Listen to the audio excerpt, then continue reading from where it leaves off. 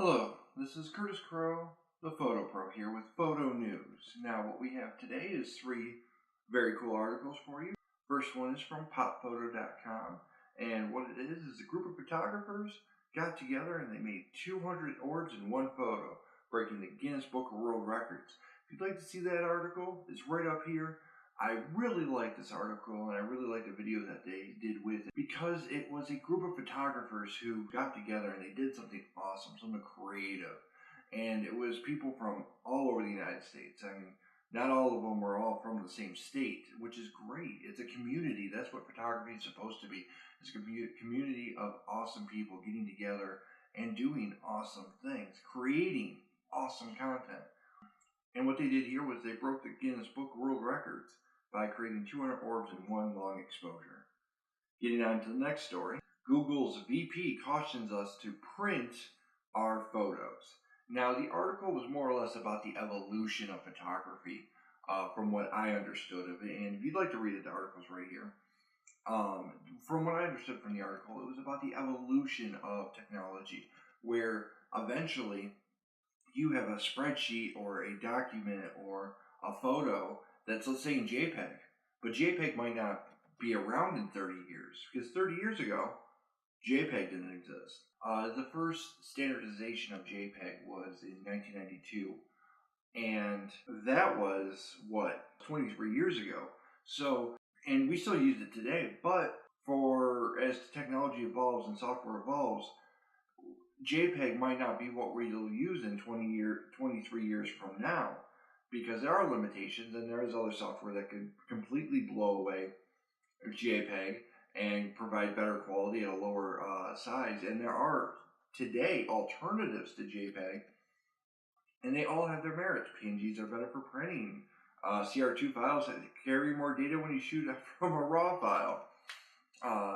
That stuff evolves, and RAW files are a great example because us as photographers, we shoot at RAW, CR2 or DNG for you Nikon users, and in 20 years from now, we might not be using CR2s. We might not be using DNGs, or Canon might be using DNGs, and Nikon might come up with their own, or Canon and Nikon might just disappear one day.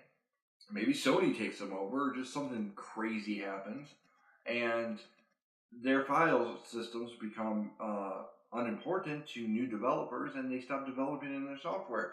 And then 10 years after that, you don't have anything that's supported by the new operating systems, and so you have all this data that's just blank. Basically, it's just written code that can't be read by anything. It's like Latin. Latin is not a common language anymore. It's been even called a dead language. Not many people read it, so there's very few people on this planet that can actually recite it or speak it, and same thing's going to happen with technology. So what Google is saying is sounds like they're starting a project where in 100 years from now, 1,000 years from now, people would be able to take a package much like our Adobe Premiere packages or Illustrator packages or Dreamweaver packages, where it just bundles everything together and makes a environment which they'll be able to later on be able to put onto newer machines. Is what it looks like. It kind of like VMware, how VMware can package things. If you guys are familiar with VMware. It was a really interesting article. I think you guys should definitely read it again. Annotations right there. Read it, let me know what you think. And it's definitely something to be mindful of. Make sure you print your work, because your children, grandchildren, your great-grandchildren might not be able to view the great and awesome pictures you've been taking today, last week, last year, or anything like that. Not to mention, hard drives fail all the time. Just quick note before we switch over. Hard drives fail all the time. And a hard copy can save those precious photos. Anyway, now this final article is out of Petapixel. I love this article. It's called Shoot Tank. It's a parody of Shark Tank, and they take photographers with these ideas and basically trash them, make fun of them, just like they do with Shark Tank. It's an awesome parody. They make fun of Gary Fong in the video, and it is hilarious. I like Gary Fong. He's created a product. He's made a lot of money off of it. I'm very happy for the guy.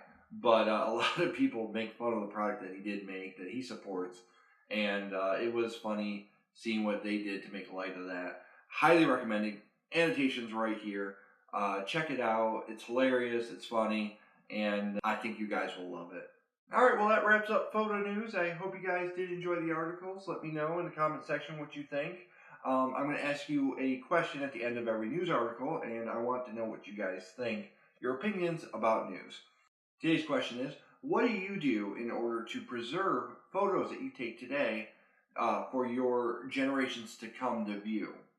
Do you make hard copies? What are your plans for long-term what are your plans for long-term preservation of your photos and your hard work? Love to know what that is. Leave it in the comment section down below. Like this video if you do like it. Share it if you have other photographer friends. And subscribe. We have a lot of videos that come out. We try to do 3 a day, Monday through Friday, and even give you little nuggets of content on the weekends. So definitely subscribe. You'll love the channel. And as always, this is Curtis Crowe, the Photo Pro, with Photo News. Toodles.